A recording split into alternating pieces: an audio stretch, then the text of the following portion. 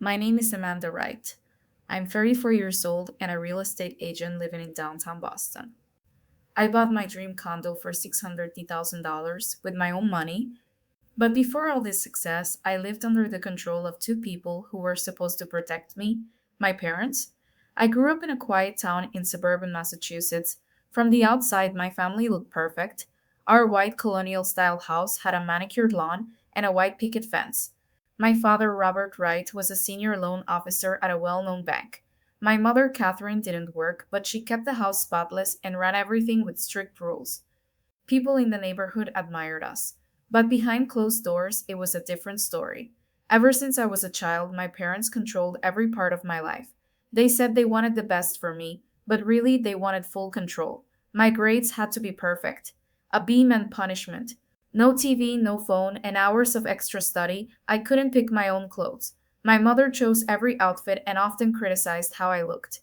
Stand up straight, Amanda. No one likes a girl with bad posture, she would say, pushing my shoulders until it hurt.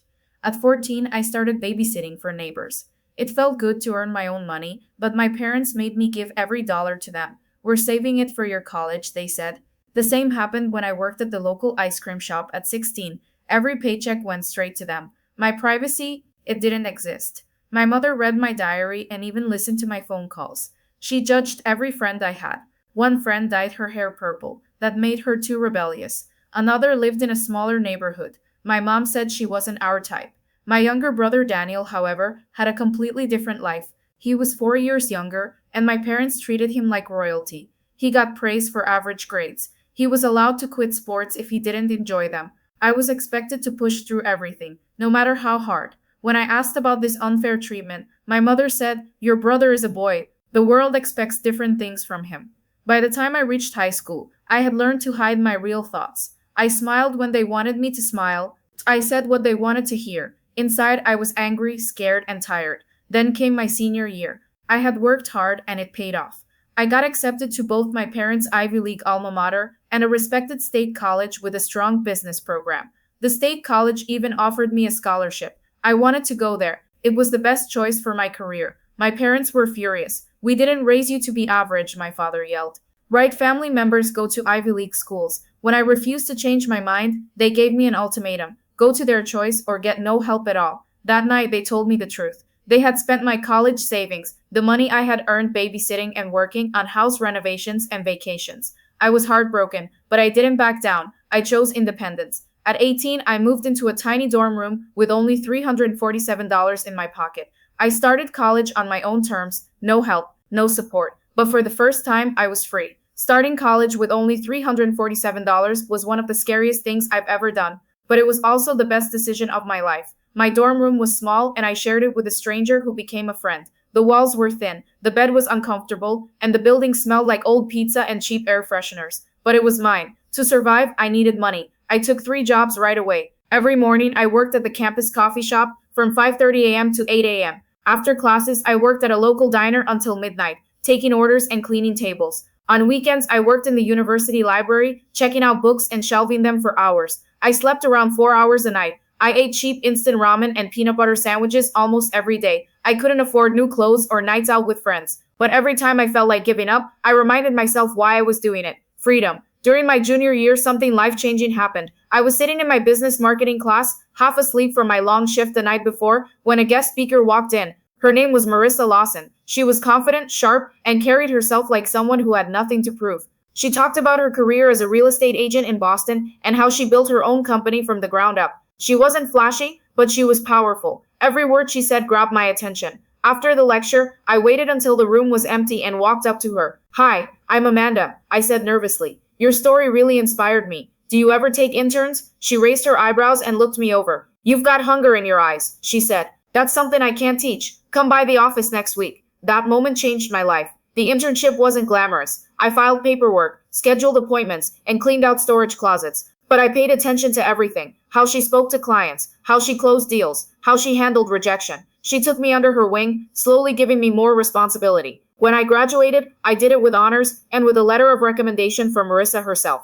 My parents didn't come to my graduation. Instead, I got a card in the mail. Inside was a crumpled $20 bill and a note that said, "Hope this was worth it." It was. Thanks to Marissa's help, I got an entry-level job at a small real estate firm in Boston. My first apartment was barely livable, a studio the size of a closet with peeling paint, a leaking shower, and windows that rattled in the wind. But I paid for it with my own money. No one could take it away from me. I worked harder than anyone else in that office. I took every client others rejected, the ones with low budgets, complicated requests, or bad credit. I showed houses early in the morning and late at night. I learned everything I could about neighborhoods, property laws, and mortgage rates. I studied until my eyes hurt. After 8 months, I made my first big commission, selling a luxury condo to a tech executive from San Francisco. Instead of going out to celebrate, I put the money into savings. For the next 6 years, I lived like a college student. I upgraded to a slightly bigger apartment, but I still cooked cheap meals, used old furniture, and took the bus instead of buying a car. Every decision was part of a bigger plan: buy my own home. Eventually, I switched to a larger agency with better commission rates. By then, I had a small client base who trusted me, and word of mouth started to bring more people my way. Slowly, things got easier. I stopped living paycheck to paycheck. I had money in the bank, a steady job, and even time for hobbies again. By the time I turned 30, I had saved enough for a down payment on my own place. Not just any place, a two-bedroom condo in one of Boston's most desirable neighborhoods. It had huge windows, hardwood floors, and a kitchen I had dreamed about for years. The price? $630,000. It was everything I'd worked for. Every long shift, every sleepless night, every cheap meal, it all led to that moment. When I signed the papers and the condo was officially mine, I cried. Not because I was scared, not because I was tired. I cried because I was proud. I had done it without anyone's help, especially not my parents. Over the years, I kept my contact with them to a minimum. We had the occasional holiday phone call, but nothing deep. They didn't ask about my life, and I didn't offer much. My brother Daniel and I stayed in touch, though. He followed the path they wanted: med school, white coat, doctor title. But even with our different journeys, we remained close. Daniel always looked out for me. When I was grounded in high school, he used to sneak me candy. During college, he called me when our parents didn't. He understood what I had been through, even if he never had to go through it himself. By my early 30s, my life looked very different than it had before. My condo was turning into a warm, beautiful home. I was dating Jason Martinez, a financial analyst I met through work. He was kind, steady, and made me laugh. We had been together for almost 2 years. For the first time, I felt truly safe, truly happy, but I didn't know how quickly that feeling could disappear. It was a quiet Tuesday afternoon. I had just finished showing a property to a young couple when I got home and checked my mailbox. Among the usual bills and flyers was something different: a thick, cream-colored envelope with shiny gold writing. It was an invitation: Dr. Daniel Wright's 30th birthday celebration, hosted by Robert and Catherine Wright, at their home in suburban Massachusetts. I stared at it for a long time. My parents hadn't spoken to me in months. They didn't even congratulate me when I bought my condo, but here they were, hosting a fancy party for my brother, and inviting me to it. My phone buzzed before I could think any further. "Daniel, please come. It won't be the same without you. I'll run interference with Mom and Dad. I promise." I smiled a little. That was so like him, still trying to protect me, even now. I texted back, "Neat, last time didn't go so well." He replied right away, "Daniel, I know, but I'm only turning 30 once. Please." The last time I saw my parents in person had been Thanksgiving, 2 years earlier. It had started with fake smiles and ended with my mother insulting my job over dinner and my father lecturing me about wasted potential while I was trying to eat dessert. I'd walked out early with a pounding headache and no plans to return anytime soon. But this was different. This was Daniel. He had always supported me, even when it meant going against our parents. That night, I talked to Jason over dinner. "I got invited to Daniel's birthday party," I said, pushing pasta around on my plate. Jason looked up. "At your parents' house?" "Yeah," I said quietly. "Daniel wants me to come. He says he'll deal with them." Jason reached for my hand. "Family's complicated," he said, "but you might regret not going. I'll come with you if that helps." His offer made me feel better right away. "My knight in shining armor," I joked. We spent the weekend shopping for Daniel's gift. I wanted it to be meaningful, something that showed how proud I was of him. We found the perfect thing at an upscale watch store downtown. It was a beautiful timepiece, with a dark leather band and a silver face, something he had admired months earlier when we passed by the store window. It cost nearly $1,000, but Daniel was worth every penny. The day before the party, I struggled to choose the right outfit. I wanted to look successful but not arrogant, polished but not flashy. After hours of trying on options, I settled on a cream-colored cocktail dress with gold accessories. Elegant and simple, but then just as I was packing everything for the next day, my phone rang. It was Jason. "Hey," I answered, smiling. His voice sounded weak. "Amanda, I'm so sorry. I think I've got food poisoning or something. Fever, chills, stomach. It's bad. There's no way I can make it to the party." My heart sank. "Oh no, are you okay?" "I'll be fine," he said. I feel awful about leaving you alone for this. Don't worry, I said softly. Focus on getting better, I'll be fine. But the truth was, I wasn't fine. I had been counting on Jason's support. I had imagined him next to me while I faced the cold stares and fake smiles from my parents. Without him, I felt nervous, unprotected. That night, I couldn't sleep. I tossed and turned, thinking about all the things that could go wrong.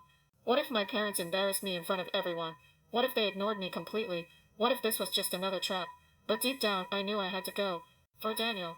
The next morning, I got dressed carefully. I did my hair and makeup, trying to look calm and confident, even though my stomach was full of butterflies. I wrapped Daniel's gift in dark blue paper and tied it with a silver ribbon.